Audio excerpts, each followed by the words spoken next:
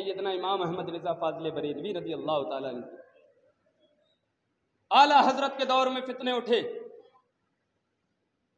اور بڑے بڑے فتنے، بھیانک فتنے، ایسے ایسے فتنے کہ امت نے اتنے بھیانک فتنے اس سے پہلے کبھی نہیں دیکھے تھے۔ کوئی اٹھتا ہے کہتا ہے نبی کا خیال نماز میں آئے تو نماز خراب، گائے بیل بھینس گدھے کا خیال آئے تو نماز ہو گئی۔ کوئی اٹھتا ہے کہتا ہے نبی کو دیوار کے پیچھے کا علم نہیں۔ کوئی اٹھتا ہے کہتا ہے نبی ایسے ہی جانتے ہیں جیسے جانور جانتے ہیں۔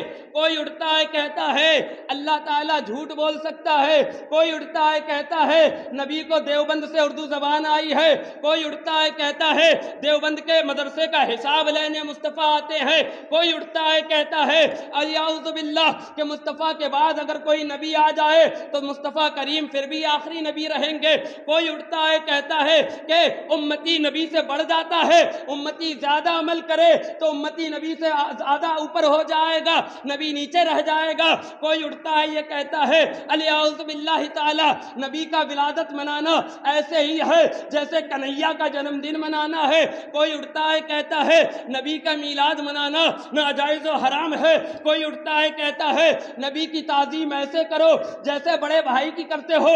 کوئی اٹھتا ہے کہتا ہے نبی تو چمار سے زیادہ ذلیل ہے۔ کوئی اٹھتا ہے کہتا ہے نبی پاک صلی اللہ علیہ وسلم تو صرف ایک ڈاکیا تھے جو پیغام دے کے چلے گئے۔ کوئی اٹھتا ہے کہتا ہے معاذ اللہ رب العالمین نبی پاک صلی اللہ علیہ وسلم اللہ کے آگے ذرہ ناچیز سے کمتر ہے۔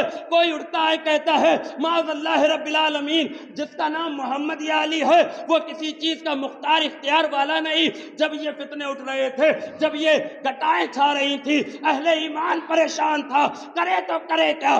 آج تک ہم یہی سنتے آئے کہ اللہ نے ساری خیر کی کنجیاں مصطفیٰ کو دی ہے، سب سے افضل و اعلیٰ اگر کوئی ہے تو وہ مصطفیٰ جان رحمت ہے۔ یہ کیسے فتنے ہیں؟ ہر آدمی پریشان، ہر آدمی جو ہے خوف زدہ، ہر آدمی جو ہے اپنا ٹوٹا ہوا دل لے کے بیٹھا تھا کہ اب ہمارے عقیدے کی حفاظت کون کرے گا، ہمارے عقیدے کو بچائے گا کون۔ اللہ تعالیٰ نے بریلی کی سرزمین پر 10 شوال المکرم میں ایک ایسے مرد قلندر کو بھیجا جس کو دنیا اعلیٰ حضرت کہتی ہے، اور وہ آنے کے بعد اس نے پہلا پیغام یہ دیا تھا اے لوگوں سنو، سب سے اولا والا ہمارا نبی، سب سے بالا و بالا ہمارا نبی کون دیتا ہے دینے کو، منہ چاہیے دینے والا ہے سچا ہمارا نبی اعلیٰ حضرت۔